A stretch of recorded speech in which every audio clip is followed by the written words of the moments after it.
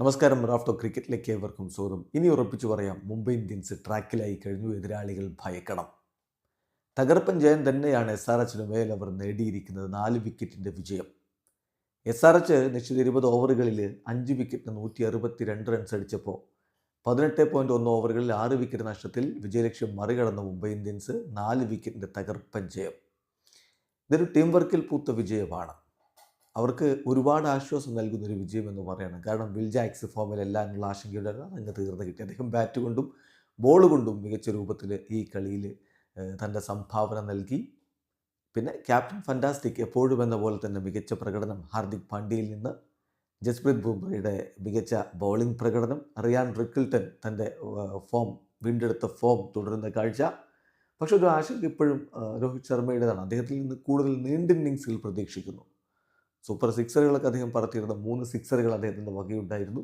പക്ഷേ ഇനിയും അദ്ദേഹത്തിൽ നിന്ന് ലെങ്തി ആയിട്ടുള്ള ഇന്നിങ്സുകളാണ് ആരാധകർ ആഗ്രഹിക്കുന്നത്.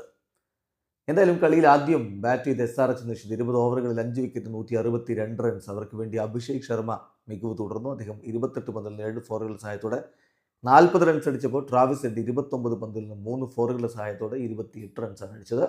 നിതീഷ് കുമാർ റെഡ്ഡി 21 പന്തിൽ നിന്ന് 19 റൺസ് അടിച്ചപ്പോൾ ഹെൻറി ക്ലാസൻ 28 പന്തിൽ നിന്ന് 37 റൺസ് അടിച്ചു. ഇഷാൻ കിഷൻ ആദ്യം സെഞ്ചുറി അടിച്ച് തുടങ്ങിയ ആളാണ്. പക്ഷേ പിന്നീട് എവിടെയോ അദ്ദേഹത്തിന് ആ ഫോം നഷ്ടമായിട്ടുണ്ടെന്നുള്ളതാണ് യാഥാർത്ഥ്യം. ഇന്നലെയും അദ്ദേഹം 2 റൺസിന് പുറത്താവുകയുണ്ടായി. ഒടുവിൽ അനികേത് വർമ്മയുടെ ബാറ്റിൽ നിന്ന് വരുന്ന 2 സിക്സറുകൾ, പാറ്റ് കമ്മിൻസിൻ്റെ 1 സിക്സർ, അതെല്ലാം കൂടി ചേർത്താണ് അവർ 162 റൺസിലേക്ക് എത്തിയത്. ജസ്പ്രീത് ബുംറ മികച്ച ഇക്കണോമിയിൽ പന്തെറിഞ്ഞു. 4 ഓവറിൽ 21 റൺസിന് അദ്ദേഹം 1 വിക്കറ്റ് എടുത്തപ്പോൾ വിൽ ജാക്സ് 3 ഓവറിൽ 14 റൺസിന് 2 വിക്കറ്റുകൾ വീഴ്ത്തുകയുണ്ടായി. ട്രെന്റ് ബോൾട്ട് 4 ഓവറിൽ 29 റൺസിന് 1 വിക്കറ്റ് നേടി.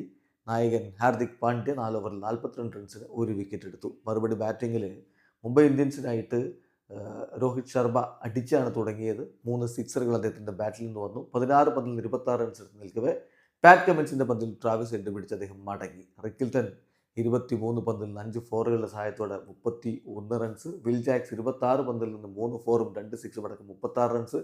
സൂര്യകുമാർ യാദവ് 15 പന്തിൽ നിന്ന് 2 ഫോറും 2 സിക്സും അടക്കം 26 റൺസ്. തിലക് വർമ്മ 17 പന്തിൽ നിന്ന് 2 ഫോറുകളുടെ സഹായത്തോടെ 21 റൺസുമായിട്ട് പുറത്താകുന്നപ്പോൾ ഹാർദിക് പാണ്ഡ്യ 9 പന്തിൽ നിന്ന് 3 ഫോറും 1 സിക്സും അടക്കം 21 റൺസ്. അങ്ങനെ എല്ലാവരും ചേർന്നുള്ള ഒരു ടീം വർക്കിൽ പൂത്ത വിജയമാണ് ഇവിടെ പിറന്നിരിക്കുന്നത്. തീർച്ചയായിട്ടും ഈ മുംബൈ ഇന്ത്യൻസിനെ ഇനി ഭയക്കണം. അവർ 3ാമത്തെ വിജയവും നേടിക്കഴിഞ്ഞു. 6 പോയിൻറ്റോടെ ഇപ്പോൾ 7ാം സ്ഥാനത്താണ് 7 കളികൾ കഴിയുമ്പോൾ അവരുള്ളത്. ഇവിടെ അവസാനിക്കുന്നു. ക്രിക്കറ്റ് ലോകത്തെ കൂടുതൽ വിശേഷങ്ങളുമായി റാഫ്റ്റോക്സ് വീണ്ടും എത്താം.